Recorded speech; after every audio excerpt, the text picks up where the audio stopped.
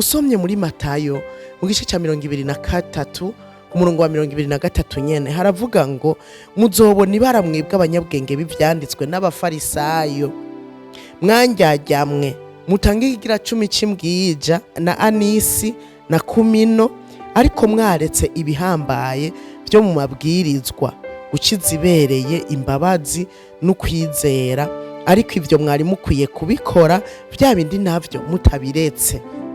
Umurongo wa 24 uravuga ngo mwandongozi zihumye mwe muramimina agatuku, ariko ingamiya murayiyongobeza. Aha n'abafarisayo n'abanyabwenge b'ivyanditswe babwiwe. Yesu arababwira kuko yababona mu mitima. Yesu araba mu mitima, ntaraba kubiboneka, ntaraba cyangwa ngo acurubanza afatiye ku byo twivugira twebwe ubwacu. Oya, Yesu afatira ku biri mu mitima, kuko wararengana ibi bigaragara akinjira ibwina mu mitima yacu. Arababwira abafarisayo n'abanyabwenge b'ivyanditswe bari imbere yiwe, abibona bamugaya, abibona bagaya abandi ngo baranduye baracafuye. Hanyuma arababwira ngo muzobona ibara. Bibiliya iravuga ngo niwarenga ibwirizwa rimwe muri ayo amabwirizwa umuntu yibaza ko ari mato, azoba atsitaye kuri yose, uzoba utsitaye ku mabwirizwa yose, uzoba ukosheje ku mabwirizwa yose. Kubw'ivyo dukora ivyiza mu buryo bwose, mu mpande zose, dutanga ibigira 10, ariko kandi twirinde n'icyaha icari cyo cyose, dukiza ibereye, tugira ikigongwe, tugira ukwizera mu mitima, twubaha abandi, tukunda abandi, ivyo bibe muri twebwe, hamwe no gutanga ivyo bigira 10.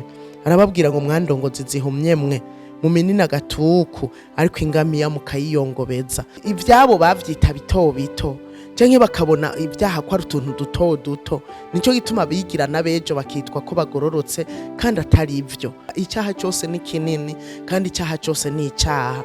Twiyubare rero mu byo dukora. Hama rero araca umugani no ku mutoza kori. Uyu mutoza kori we yagiye mu rusengero gusenga, ashitseyo aribuka ko ari umunyabyaha, ashitseyo aca bugufi mu mutima wiwe, aratakamba asaba ubuntu bw'Imana ngo bumubeko, asaba imbabazi z'Imana ngo zimubeko. Wewe atahura amakosa yiwe, atahura intege nke ziwe, arihana. Ikintu cambere imbere y'Imana yarihanye. Iyo tugiye imbere y'Imana ikintu cambere duce bugufi twihane. Bibiliya iratubwiye ngo yasubiye iwe atsindanishirijwe, ababariwe gusumba wa mufarisayo yiyemera yuko agororotse. Mu yandi majambo Yesu acarababwira ngo yemwe umuntu yishira hejuru amenye ko azocishwa bugufi. Burya kwiyemera we ubwawe n'ubwibone nukwishira hejuru.